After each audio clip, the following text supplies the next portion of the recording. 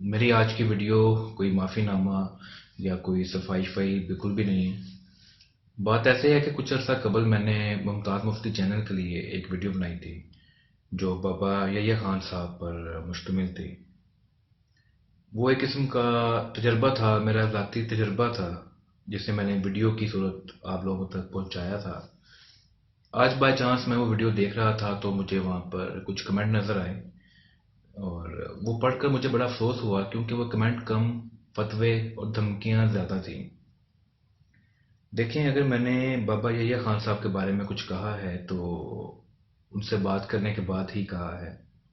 ऐसा नहीं कि मैंने बाबा जी को एक कॉल की और 10 मिनट बाद वीडियो बनाकर अपलोड कर दी।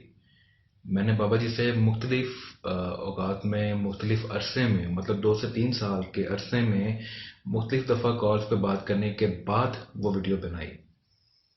मेरी तो शायद लास्ट उनसे बात फ़ोन पर 2018 में हुई हो, तो वीडियो मैं बना रहा हूँ अब 2019 में।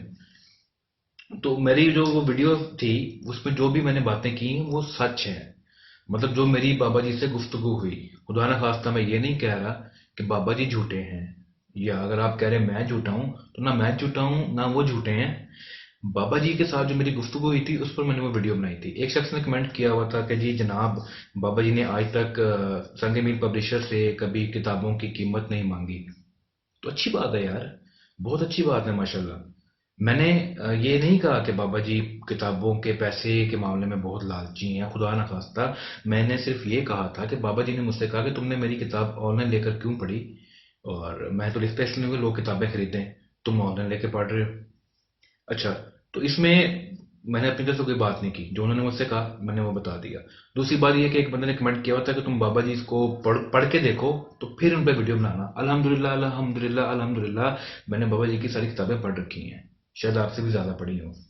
दूसरी बात ये कि हम किसी के बारे में राय कायम करते हैं। ये कमेंट किया हुआ था एक बंदे ने कि आप बाबा जी से पहले मिलो तो फिर उनके बारे में कोई राय कायम करो। देखें, मैंने अगर इशफाक अहमद को जाना है तो उनकी किताबों से जाना है। अगर मैंने मुमताज मुफ्ती को जाना है उनकी किताबों से जाना है, क्योंकि मैं उनके घर में पैदा नहीं हुआ। तो इसी तरह बाबा जी को अगर मैंने जाना है उनकी किताबों से जाना है। ठीक है ना?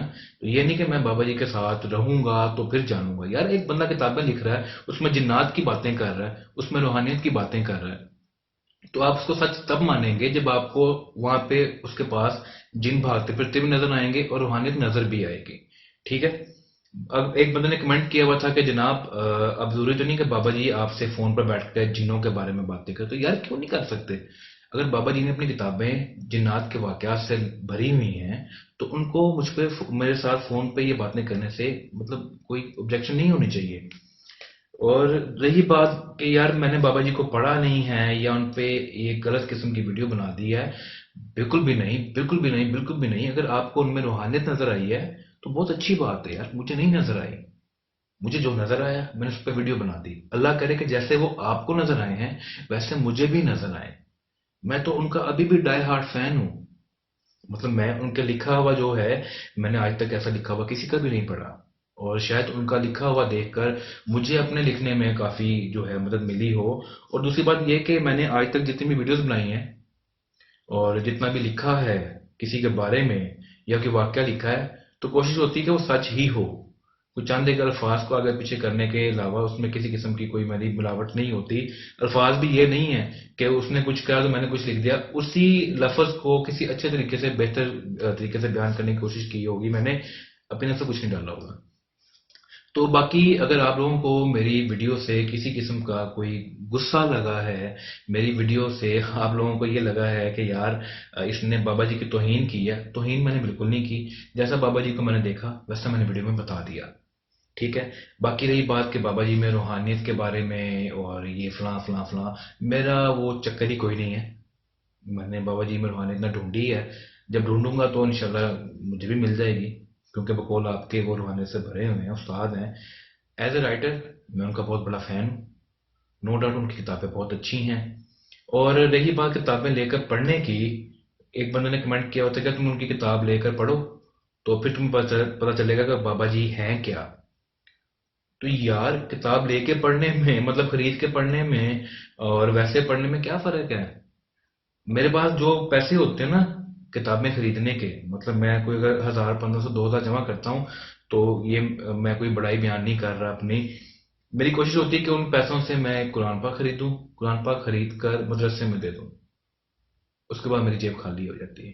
تو پھر میری کوشش ہوتی ہے کہ یار کتاب فری میں پڑھ لوں، کیونکہ میرے کسی کو قرآن پاک دینے کا بہت فائدہ ہوگا، مجھے بھی اور اس کو بھی. میری 2,200 3,000 یا 8,000 یا 10,000 کی کتاب خریدنے سے اس کا فائدہ مجھے تو ہو سکتا ہے کہ یار میرے نالج میں اضافہ ہو رہا ہوگا، اس کا کسی اور کو فائدہ نہیں ہوگا. تو باقی جیسا میں نے کہا، یہ کوئی کسی قسم کی صفائی یا معافی نامہ بالکل بھی نہیں ہے. بابا جی کو میں نے جیسا پایا ویسا میں نے بتا دیا. آپ لوگوں کو وہ جیسے لگتے ہیں آپ لوگ ویسے ان کو پیش کرتے ہیں، بہت اچھی بات ہے.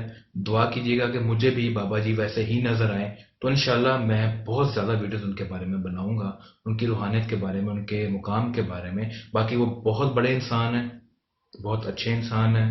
ان کا ایک لیول ہے، ایک وہ سیلیبریٹی ہیں ہمارے ملک کی، ہمارے ملک کی ایک پہچان ہے وہ دوسری کنٹریز میں. تو میری کبھی بھی یہ کوشش نہیں ہو سکتی کہ میں ان کو ڈیگریڈ ناؤز بلا کروں یا ان کے بارے میں غلط بات کروں. صرف میں نے یہ بتایا تھا کہ میری ان سے فون پہ یہ باتیں ہوئی ہیں اور میں نے پرسنلی طور پر جو ہے ان کو اس طرح کا پایا. آپ لوگوں نے کیسا پایا آپ نے بتایا، بہت اچھی بات ہے. خیر، اللہ تعالیٰ آپ کا حامی و ناصر ہو. اللہ حافظ.